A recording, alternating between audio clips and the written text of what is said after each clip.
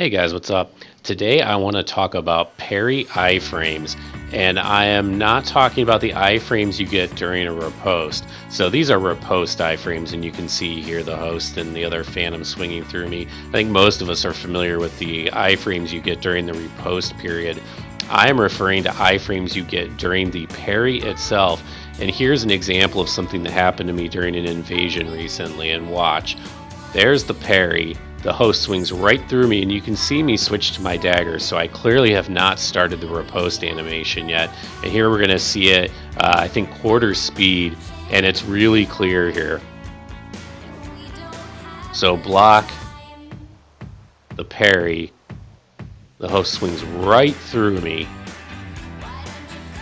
I don't take any damage. There's no hit stun. I'm still able to swap off to my dagger. So I enlisted the help of a couple of friends, that Dark Souls guy there in red, and Wayland, who's a white phantom off to the left. So he's going to parry me, that Dark Souls guy, and then Wayland is going to try to swing at him. And you can see right there, there's more clear evidence of these parry iframes.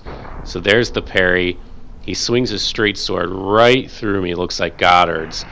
And then that Dark Souls guy begins the riposte, which switches to riposte iframes. But frustratingly, it wasn't 100% consistent. So you'll see some examples here where he's able to hit that Dark Souls guy immediately after the parry. And here you watch the replay. I was unable to identify any important distinction between the times where there were parry iframes and the times where there were not. I would say that probably 85% of the time there were parry iframes. And there you can see the swap indicating that the riposte animation had not yet begun. And so he's able to get the iframes there for the swap, but then on the second swing from Wayland off to the left, the iframes are evidently over. There's the swap, iframes end, and he takes damage and he gets knocked out of the animation. And we were never really able to identify any kind of clear evidence driving why there would be parry iframes in some cases, and in other cases there weren't. I tried counting frames. I looked at a number of other explanations, weapon-based explanations. We tried a myriad of weapons, and there didn't seem to be any real consistency there.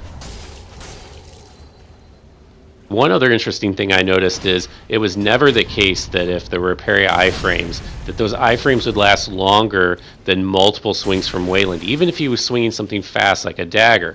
Although there would be plenty of iframes for even a slower weapon, like a great club swung one-handed. Or here you can see a greatsword. So there's something very interesting going on with this mechanic that I just really don't understand. But I also want to talk about something else called riposte priority. So if you get a parry, and then somebody else hits you with an ultra greatsword, let's say, you're stuck in that animation for two swings of the R, or for two R1s rather. It's a true combo.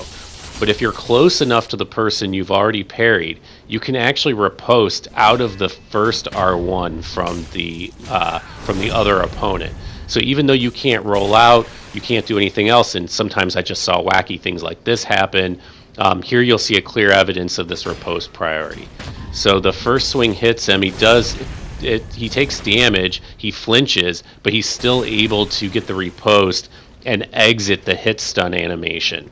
So this is separate from the actual parry iframes. This is just another interesting mechanic. Saint actually brought it up and was talking about in one of his clips, so I thought I'd show it off a little bit too. So parry iframes we looked at first, then we looked at kind of the prioritization mechanism for being able to riposte out of hit stun. And now here's just some more examples for you to see of the parry iframes across a multitude of weapons. And there you can see, for whatever reason with the axe, it didn't work that time. But then right here it does. Again, no clear, consistent explanation that I can think of for why there's iframes sometimes and not other times. There's obviously got to be a reason. We all had very, very low latency. I know that Dark Souls guy and I don't live too far from one another. Wayland's also in the US. I'm not sure where he's located. But we tested with throwing knives in the very beginning, and it was clear that there was very little latency involved. So I don't think the explanation here is latency. could be. I'm hoping that as other people look into this or they watch this video, they may come up with hopefully testable theories that we can work on and see why this would be the case sometimes and not in other cases. And there you can see trying to block, just trying some other things. So if I were to try to summarize what we found, I would say that parry iframes are for sure a real phenomenon.